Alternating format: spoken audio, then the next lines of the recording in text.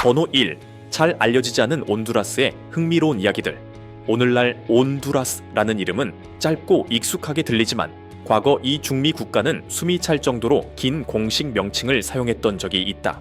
중미 연방에 속해 있던 시절, 온두라스는 주변 국가들처럼 간단한 국명을 선택하지 않고 연방의 주 개념과 식민지 시대에 지방 개념을 함께 결합했다. 그 결과 탄생한 이름은 바로 중미 연방에 속한 온두라스주였다. 길고 복잡하며 결코 친절한 이름은 아니었다. 이후 연방에서 분리된 뒤에도 이름 문제는 끝나지 않았다. 니카라과와 분쟁 중이던 누에바 세고비아 지역에 대한 통제권을 주장하기 위해 당시 정부는 누에바 세고비아의 온두라스 공화국이라는 새로운 명칭을 채택했다. 이 이름은 국제기구들마저 혼란스럽게 만들었고 유엔에서도 공식 문서를 작성할 때 어려움을 겪었다고 전해진다. 결국 누에바 세고비아를 상실한 뒤에야 온두라스는 지금과 같은 간결한 국명으로 돌아오게 되었다. 온두라스를 이야기할 때 빼놓을 수 없는 곳이 바로 수도 테구시갈페에 위치한 톤콘틴 공항이다. 이곳은 세계에서 가장 위험한 공항 가운데 하나로 꼽힌다. 좁은 계곡 안에 자리 잡고 높은 산들로 둘러싸인 지형 탓에 활주로 길이는 약 1800m에 불과하다. 이는 국제 기준보다 훨씬 짧은 수치다. 1960년대 이후 이 공항에 착륙할 수 있는 조종사는 약 70명으로 제한되었으며 지금까지 12건이 넘는 심각한 사고가 기록되었다. 특히 1989년 발생한 사고로 131명이 목숨을 잃었다. 현재 많은 여행객들은 수도에서 약 75km 떨어진 팔메롤라 공항을 선택해 더 안전한 이동을 택하고 있다. 마지막으로 소개할 이야기는 촐루테카 다리다. 이 다리는 1930년대 일본 기술로 건설된 견고한 구조물이다. 그러나 1998년 미치 허리케인 이후 강의 흐름이 완전히 바뀌면서 다리는 멀쩡히 남았지만 더 이상 강 위에 놓여있지 않게 되었다. 한때 자부심의 상징이었던 이 다리는 지금 세상에서 가장 쓸모없는 다리라는 아이러니한 별명으로 널리 알려져 있다. 번호 2. 온두라스에만 존재하는 독특한 법과 규칙. 온두라스는 2011년 중남미 지역에서 큰 화제를 모은 교통 규정을 시행했다. 일부 대도시에서 오토바이에 동승자를 태우는 것을 전면 금지한 것이다. 얼핏 들으면 믿기 어려운 이야기지만 이는 실제로 존재했고 엄격하게 집행된 법이었다. 이 규정의 배경에는 급증하던 강력 범죄 문제가 있었다. 많은 사건이 두 사람이 오토바이를 타고 이동하며 한 명이 운전하고 다른 한 명이 범행을 저지른 뒤 빠르게 현장을 벗어나는 방식으로 발생했다. 정부는 개별 사건을 처리하는 대신 보다 강력한 조치로 동승 자체를 금지했다. 이를 어길 경우 최대 $10,000의 벌금과 함께 차량이 몰수될 수 있었는데 이는 온두라스 평균 소득을 고려하면 매우 큰 금액이었다. 뿐만 아니라 온두라스는 생명과 출산과 관련된 법률이 세계에서 가장 엄격한 국가 중 하나로 알려져 있다. 이 나라는 어떠한 경우에도 인공임신 중절을 허용하지 않으며 폭력 피해나 건강상의 위협이 있는 상황도 예외로 인정되지 않는다. 현행 법에 따르면 위반자는 수년간의 징역형을 받을 수 있고 관련 의료 종사자는 더 무거운 처벌에 직면할 수 있다. 국제인권단체들은 이러한 규정이 여성의 정신건강과 교육, 사회 전반에 미치는 영향을 지속적으로 경고해왔다. 국회 내에서 개혁 논의가 제기되기도 했지만 실제 변화는 아직 매우 제한적인 수준에 머물러 있다. 법률 외에도 여행자들을 놀라게 하는 문화적 규칙이 하나 있다. 바로 신발을 신지 않은 채 집에 들어가는 행동이 무례하게 여겨진다는 점이다. 온두라스의 여러 지역에서는 맨발로 들어오는 것이 단정하지 못하고 집주인을 존중하지 않는 태도로 인식된다. 심지어 일부 장소에는 신발이 없으면 출입 불가라는 문구가 적힌 안내문이 붙어 있기도 하다. 번호 3. 축구 전쟁. 스포츠가 갈등의 불씨가 되었을 때 과연 한 경기의 축구가 두 나라를 전쟁으로 몰아넣을 수 있을까? 믿기 어려운 이야기처럼 들리지만 역사는 이를 실제 사건으로 기록하고 있다. 1969년 온두라스와 엘살바도르는 중미 지역 월드컵 예선에서 맞붙었고 경기장은 스포츠의 무대였지만 그 밖에서는 사회적 정치적 긴장이 이미 오래전부터 쌓여 있었다. 테구시갈파에서 열린 첫 번째 경기 직전 폭력 사태가 잇따라 발생했다. 엘살바도르 응원단은 괴롭힘과 공격을 당했고 선수들 역시 숙소 주변에서 밤새 이어진 소음과 방해 행위로 제대로 잠을 이루지 못했다. 숨막히는 분위기 속에서 엘살바도르는 0대1로 아쉽게 패배했다. 산살바도르에서 열린 두 번째 경기는 더욱 심각했다. 온두라스 대표팀은 노골적인 적대 행위에 노출되었고 썩은 달걀과 동물 사체가 던져졌으며 숙소 앞에서는 국기가 불태워지기도 했다. 경기장은 마치 폭발 직전의 화약고 같았다. 엘살바도르는 3대 0으로 승리했고 결국 양 팀은 멕시코의 중립 경기장에서 최종전을 치르게 되었다. 이 경기를 위해 약 2,000명의 경찰이 배치될 정도로 긴장감은 극에 달했다. 엘살바도르의 최종 승리 이후 상황은 더 이상 스포츠의 영역에 머물지 않았다. 양국은 즉각 외교 관계를 단절했고 불과 2주 뒤 실제 무력 충돌이 발생했다. 항공기와 장갑 차량, 포격이 동원된 이 충돌로 2,000명이 넘는 사람들이 목숨을 잃었고 수만 명이 부상을 입었으며 약 30만 명의 엘살바도르인이 온두라스를 떠나야 했다. 미주 기구의 중재로 휴전이 성립되었지만 축구는 근본적인 원인이 아니었다. 인구가 많고 토지가 부족한 엘살바도르와 자원과 일자리를 잃을 것을 우려하던 온두라스 사이에 쌓여있던 갈등이 폭발한 것이었다. 스포츠는 단지 마지막 불씨였을 뿐 진짜 문제는 오랫동안 해결되지 않은 구조적 긴장이었다. 번호사바달, 세계에서 가장 위험한 국가 중 하나. 중미에 위치한 온두라스는 오랫동안 세계에서 가장 불안정한 국가 가운데 하나로 알려져 왔다. 강도, 밀수, 조직 범죄 등 각종 범죄가 빈번하게 발생하며 시민들의 일상에는 늘 불안감이 드리워져 있다. 이곳에서 불안은 예외적인 감정이 아니라 사회 전반에 깊이 스며든 현실에 가깝다. 특히 산페드로술라는 한때 세계 범죄의 수도라는 오명을 얻기도 했다. 어느 시기에는 인구 10만 명당 중대 사건 발생률이 169건에 달해 하루에도 여러 차례 개인 안전과 관련된 사고가 보고되었다. 위험성은 일반 시민에 국한되지 않았고 1990년대 말에는 전직 대통령의 아들이 공격을 받는 사건까지 발생했다. 온두라스의 여성들은 더욱 큰 위험에 노출되어 있다. 국제기구들의 보고에 따르면 평균적으로 하루도 채 지나지 않아 여성 대상의 심각한 폭력 사건이 발생하며 많은 사례가 조용히 묻히고 있다.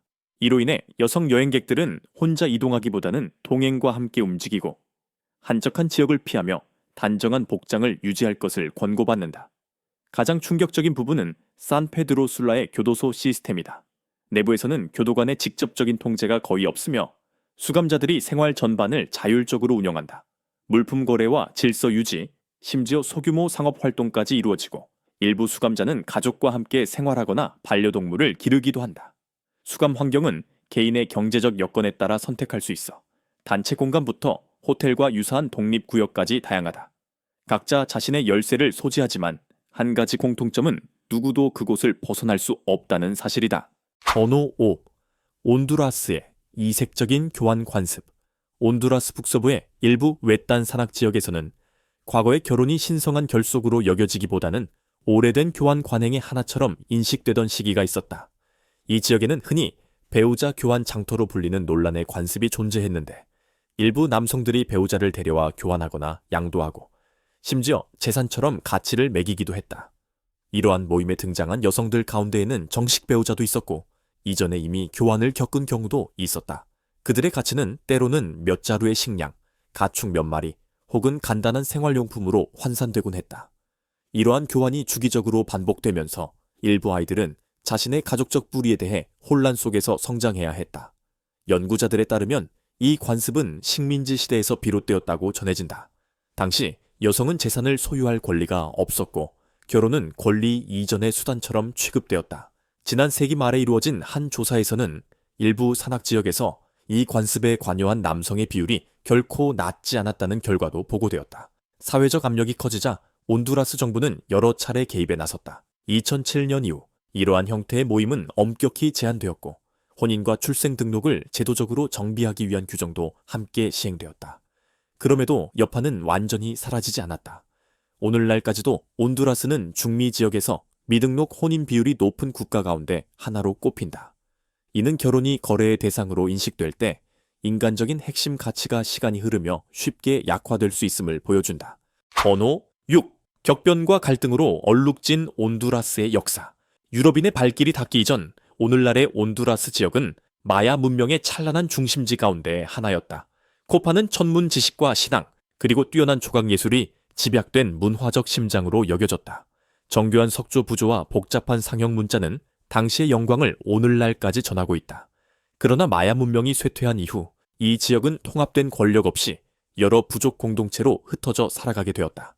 1502년 크리스토퍼 콜럼버스의 네 번째 항해를 통해 유럽인이 온두라스 해안에 도착하며 식민지 시대가 열렸다. 1524년부터 시작된 스페인의 정복은 매우 격렬했으며 렌카족의 강한 저항에도 불구하고 침략의 흐름을 막을 수는 없었다. 이후 온두라스는 300년이 넘는 기간 동안 스페인의 지배를 받으며 신스페인 부왕령의 일부가 되었다.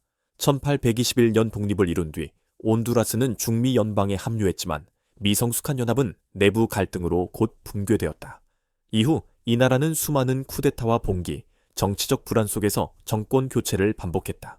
냉전 시기에는 중미에서의 전략적 요충지로서 미국의 정책에서 중요한 역할을 맡아 니카라과를 견제하는 군사 활동의 거점이 되기도 했다.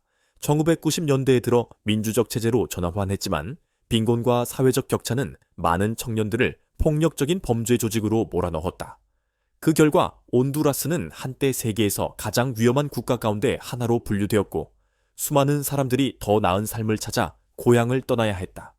오늘날 상황은 점차 개선되고 있지만 이 나라는 여전히 상처 깊은 과거를 넘어 장기적인 안정을 모색하기 위해 노력하고 있다. 번호 7. 테구시갈파. 온두라스의 수도. 온두라스의 수도 테구시갈파는 서로 상반된 모습들이 하나의 리듬 속에서 공존하는 다채로운 도시다. 위에서 내려다보면 언덕을 따라 빼곡히 들어선 지붕들이 미로처럼 펼쳐지고 좁은 도로에는 차량 행렬이 끊임없이 이어진다. 해발 약 1000m에 자리한 이 도시는 비교적 선선한 기후 속에서도 활기가 넘쳐 마치 늘 깨어있는 도시 같은 인상을 준다. 도시의 중심에는 중앙광장이 자리하고 있다. 오래된 성당과 행정 건물, 그리고 익숙한 비둘기떼가 어우러져 권위와 역사의 흔적이 느껴지는 공간을 이룬다. 그러나 몇 개의 거리를 건너는 순간 분위기는 곧바로 달라진다. 북적이는 시장과 상인들의 호객 소리, 생계를 위해 분주히 오가는 사람들의 모습은 100만 명이 넘는 주민들이 살아가는 도시의 현실을 그대로 보여준다. 이곳의 대비는 주거 환경에서도 뚜렷하게 드러난다. 나무 그늘 속에 숨은 조용한 주택가가 있는가 하면 언덕 비탈에 위태롭게 들어선 임시 주거 지역도 있다. 이곳의 주민들은 폭우와 산사태 위험 속에서 생활해야 한다. 여기에 더해 복잡한 치안 상황으로 인한 경계심도 늘 존재한다. 그럼에도 테구시갈파는 사람들의 따뜻함과 낙관적인 태도로 기억된다. 이곳의 사람들은 음악을 사랑하고 삶을 소중히 여기며 소박한 온기를 나눈다. 여러 어려움 속에서도 이 도시는 쉽게 잊히지 않는 강인한 생명력을 지니고 있다. 번호 8. 여성이 권력을 쥔 마을.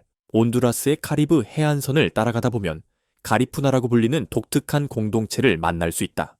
이곳에서는 사회의 중심 역할을 여성이 맡고 있다. 공식적으로 기록된 법은 없지만 대대로 전해 내려오는 하나의 암묵적인 규범이 있다. 바로 남성은 여성과 논쟁하거나 맞서지 않는다는 것이다. 이 관습은 세대를 거치며 자연스러운 질서로 자리 잡았다. 가리푸나 사회에서 여성은 생명을 잇는 존재일 뿐만 아니라 토지의 주인이자 혈통을 지키는 수호자이며 가정에서 최종적인 결정을 내리는 목소리다. 자녀의 교육 방향을 정하고 가정의 공간을 관리하며 중요한 의례를 주관하는 역할도 여성의 몫이다. 이러한 권한은 지배가 아니라 세대를 넘어 전해지는 신성한 책임으로 여겨진다. 가리푸나 남성들은 여전히 바다로 나가 일하고 공동체 활동에도 참여한다. 그러나 집으로 돌아오면 침묵은 곧 존중의 표현이 된다. 두구와 같은 신성한 의식에서 여성 원로의 말을 끊는 사람은 즉시 의식에서 퇴장당하는데 이는 극히 부끄러운 행동으로 받아들여진다. 훈구 의식은 여성의 위상을 가장 분명하게 보여준다. 북소리가 규칙적으로 울리고 향연기가 퍼지는 가운데 어머니들과 할머니들이 부드럽게 움직이며 조상과 인간을 잇는 의식을 이끈다. 남성들은 보조적인 역할을 맡을 뿐이다. 가리푸나 사람들에게 여성은 공동체의 영혼이자 현재와 뿌리를 연결하는 달이다. 번호 9. 온두라스의 반문화. 해가 지고 나면 온두라스는 전혀 다른 얼굴을 드러낸다. 더 화려하고 더 활기차며 에너지로 가득 찬 모습이다. 테구시갈파나 산페드로술라 같은 대도시에서는 밤이 곧 정적을 의미하지 않는다. 오히려 그때부터 도시의 리듬이 빨라진다. 가로등이 광장을 밝히고 사람들은 거리로 나서며 라틴 음악이 배서 울려 퍼져 새벽까지 이어진다. 밤의 미식은 잊기 어려운 장면을 만들어낸다. 거리 곳곳에서는 따뜻한 발레아다의 향기가 퍼진다. 두툼한 또르띠아 안에 으깬 콩과 치즈, 부드러운 크림이 어우러진 이 음식은 밤의 상징이다. 야시장에는 바나나 잎에 싼 따말레, 바삭한 플랜팅과 함께 먹는 달교리, 코코넛, 밀크로 끓인 해산물 수프를 기다리는 사람들로 늘 붐빈다. 이 모든 음식은 열대 지역의 삶을 그대로 담고 있다. 해안 지역과 라세이바, 로아탄 같은 섬에서는 밤이 축제의 분위기를 띈다. 라이브 음악과 레게, 살사가 가리푸나의 북소리와 어우러져 매혹적인 카리브의 풍경을 만들어낸다. 가라원 북의 낮고 깊은 울림은 조상들의 신성한 의식을 떠올리게 한다. 테구시갈파 중심부에서는 불이 밝힌 거리들이 산책로로 변하고 어촌 마을에서는 모닥불 옆에 둘러앉아 이야기를 나누며 파도 소리를 듣는다. 특히 비에오만을 찾는다면 바다가 반짝이며 빛나는 장면을 마주할 수도 있다. 생물 발광 현상으로 인해 파도가 푸른 별빛처럼 빛나는 이 장면은 열정과 신비가 공존하는 온두라스의 밤을 아름답게 마무리해준다. 번호 10. 아직 풀리지 않은 면 신비한 장소들. 온두라스 앞바다 짙푸른 바다빛을 간직한 베이 아일랜드 군도 한가운데에는 학계의 논쟁을 멈추지 않게 하는 미스터리가 존재한다. 이 해역은 형형색색의 산호초와 복잡하게 얽힌 해저 동굴로 잘 알려져 있다. 그러나 진정한 호기심을 자극하는 것은 숙련된 다이버들의 증언이다. 이들은 바닷속에서 기둥처럼 보이는 구조물, 기초석 같은 형태, 심지어 사람의 형상을 닮은 모습까지 목격했다고 말한다. 이 모든 것은 맑고 투명한 바닷물 아래 깊숙이 숨어 있었다. 특히 주목할 점은 이러한 발견이 수심 약 8m에서 12m 사이 육안으로도 충분히 관찰 가능한 비교적 얕은 곳에 집중되어 있다는 사실이다. 이로 인해 가라앉은 도시의 흔적일 가능성이 더욱 설득력을 얻고 있다. 아직 공식적인 고고학 발굴은 이루어지지 않았지만 여러 증언과 위치가 놀랍도록 일치한다는 점에서 단순한 자연 현상으로만 보기는 어렵다는 의견도 나온다. 2017년 중미 해양학 연구소는 우틸라 섬 주변에서 발견된 지질학적 이상 현상에 대한 보고서를 발표하며 아직 탐사되지 않은 해저 동굴 네트워크가 존재할 가능성을 언급했다. 일부 다이버들은 잠수 중 어지럼증이나 귀울림을 느끼고 바위 틈에서 희미한 소리를 들었다고 전한다. 과학적으로는 음양 반사와 압력 차이로 설명되지만 이러한 현상이 반복된다는 점에서 미스터리는 여전히 남아있다. 수백 킬로미터 떨어진 요로라는 마을에서는 물고기 비라는 현상으로 또 다른 의문을 던진다. 천둥이나 번개 없이 강한 바람이 지난 뒤 작은 물고기들이 땅 위에 흩어져 떨어지는 것이다. 주민들은 이를 기적처럼 받아들이고 과학은 회오리 바람 가설을 제시한다. 그러나 이 물고기들이 주변 수계에서는 발견되지 않는다는 점에서 정확한 해답은 아직 밝혀지지 않았다. 번호 11. 꼭 방문해야 할 여행 명소들. 바타는 끝없이 이어지는 고운 백사장과 에메랄드빛 바다로 여행자를 맞이한다. 해안 바로 앞에는 거대한 산호초가 펼쳐져 있어 간단한 스노클링 장비만으로도 다채로운 열대어와 산호가 살아 숨 쉬는 바닷속 세계를 만날 수 있다. 이 지역 여행의 핵심은 단연 메소아메리카 산호초 탐험이다. 이곳은 지구에서 두 번째로 큰 산호초 시스템으로 현지 다이버들과 함께라면 해저에 잠든 옛 난파선을 살펴보거나 만타가우리와 거대한 바다거북과 나란히 헤엄치는 특별한 경험을 할 수 있다. 깊고 고요한 푸른 공간은 그 자체로 압도적인 감동을 준다. 바다 외에도 로아탄은 충분히 매력적이다. 해안을 따라 카약을 타거나 바람에 흔들리는 야자수 아래 해먹에 누워 휴식을 즐길 수 있다. 바닷물은 너무나 투명해 만안에 서 있어도 자신의 그림자가 또렷이 비칠 정도다. 가장 좋은 방문 시기는 3월에서 5월 사이로 햇살이 부드럽고 바다가 잔잔하다. 바다를 떠나 온두라스 서부의 깊은 정글로 들어가면 마야, 문명의 보석이라 불리는 코판이 모습을 드러낸다. 이곳은 1980년 유네스코 세계유산으로 지정되었으며 정교한 석조 조각과 2,000자가 넘는 상형 문자 계단이 신비로운 분위기를 자아낸다. 특히 이른 아침 유적 위로 안개가 드리울 때 그 매력은 더욱 깊어진다. 여정의 끝에는 피코 보니또가 기다린다. 운무림과 폭포, 수백 종의 희귀한 새들이 어우러진 이곳은 대자연의 천국이라 불린다. 하늘과 구름, 초록빛 계곡이 맞닿은 듯한 장엄한 풍경이 펼쳐진다. 번호 12. 놓치면 아쉬운 전통 축제들. 온두라스는 음악과 색채, 축제의 에너지가 끊임없이 살아있는 땅이며 라 세이바 카니발은 그 정점을 보여준다. 매년 5월 마지막 주에 열리는 이 나라 최대의 축제는 도시 전체를 거대한 거리 축제로 바꿔놓는다. 화려하게 장식된 퍼레이드 차량들이 끝없이 이어지며 바다의 신비, 열대우림, 그리고 자랑스러운 토착 문화를 각기 다른 이야기로 풀어낸다. 레게톤과 살사, 푼타의 리듬이 공간을 가득 채우고 수천 명의 사람들이 새벽까지 춤을 멈추지 않는다. 밤하늘을 수놓는 불꽃놀이와 함께 야시장과 야외 무대가 활기를 띠며 이 순간 온두라스의 자유롭고 낙천적인 정신이 그대로 드러난다. 이와 대조적으로 코마야과에서 열리는 성주가는 3월 또는 4월에 진행되며 매우 경건한 분위기를 띈다. 거리에는 톱밥과 생모래, 말린 꽃으로 만든 예술적인 카펫이 깔리고 성경 이야기를 재현하는 행렬이 조용한 감동을 전한다. 종교를 갖지 않은 이들에게도 깊은 인상을 남기는 시간이다. 한편 외딴 산악 지역에서는 랭카족의 관카스코 축제가 이어진다. 매년 1월 공동체는 십자가를 모시고 행진하며 모닥불 곁에서 노래하고 음식을 나누고 이야기를 전한다. 이는 화해와 연대, 그리고 조상에 대한 존경을 기리는 오래된 의식이다. 번호 13. 온두라스의 음식 문화. 토착의 풍미와 대담한 정신이 만나는 곳. 온두라스의 음식 세계에 들어서는 순간 소박하지만 놀라움이 가득한 풍경과 마주하게 됩니다. 이곳의 한 접시는 중앙아메리카의 대지와 바다, 그리고 사람들의 이야기를 담고 있습니다. 맛은 화려하지 않지만 깊고 분명한 개성이 살아있습니다. 가장 대표적인 음식은 라 바레아다로 친숙한 길거리 음식의 상징입니다. 두툼하고 따뜻한 또르띠아에서 막 구운 밀가루 향이 은은히 퍼지고 그 안에 으깬 콩, 사워크림, 아보카도, 치즈를 듬뿍 넣어 말아냅니다.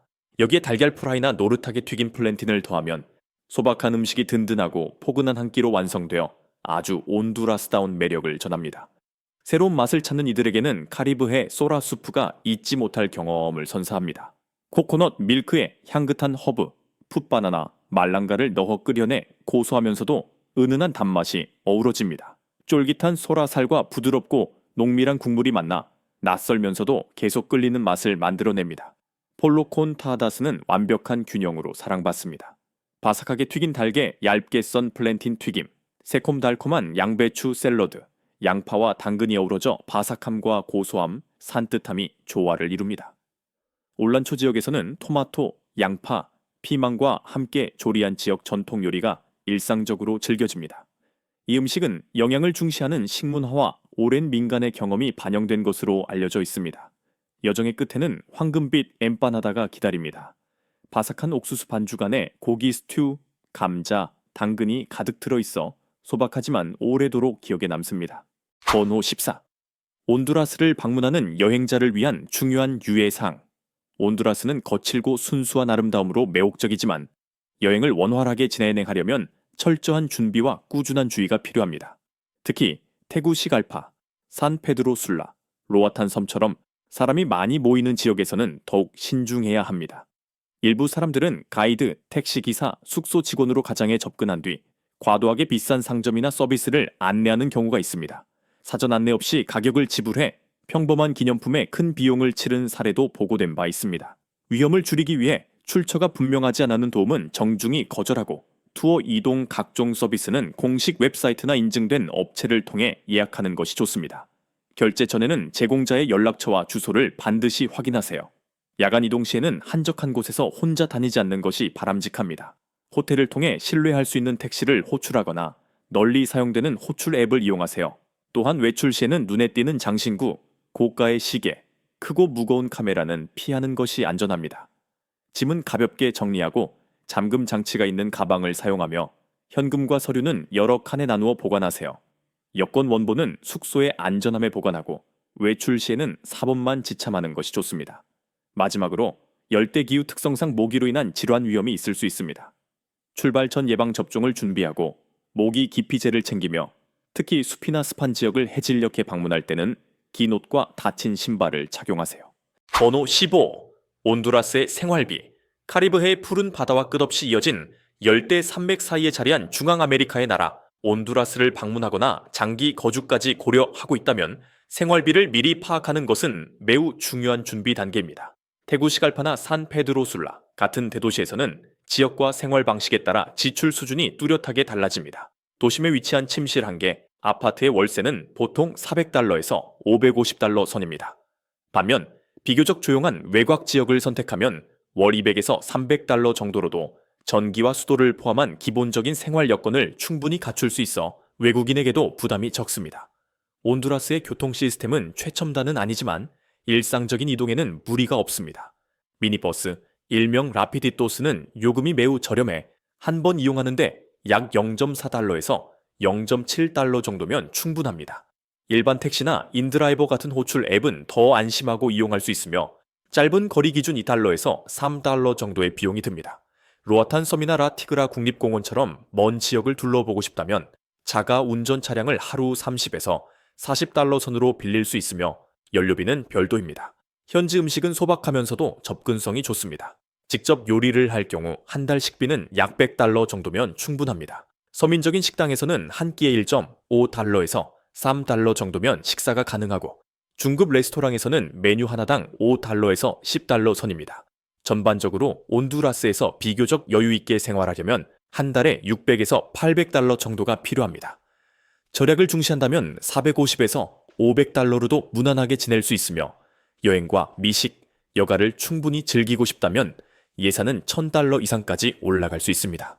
온두라스의 흥미로운 15가지 이야기를 모두 살펴본 뒤 여러분에게 가장 인상 깊었던 부분은 무엇인가요? 댓글로 의견을 남겨주시고 좋아요와 공유, 구독을 통해 앞으로의 여정에도 함께 해주세요. 안내 말씀, 이 영상의 정보는 참고용입니다. 어떠한 결정을 내리기 전에는 반드시 충분한 사전조사를 진행하시기 바랍니다. 다음 여정에서 다시 만나요.